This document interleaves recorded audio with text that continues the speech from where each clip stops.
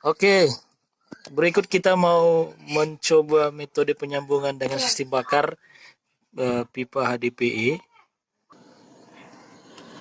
Yang pertama kita coba bakar besi plat. Oke, setelah 2 menit kita mencoba penyambungan.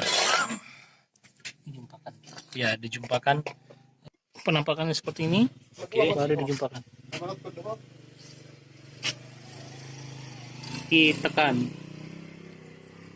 Berikut penampakan setelah penyambungan kedua sisi sudah menyatu dan sudah dingin. Kita coba dulu, kita uji coba apakah tahan terhadap benturan.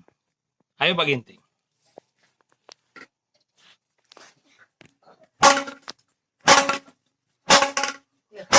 Oke, udah jangan emosi. Ya, kurang lebih sudah tahan ya.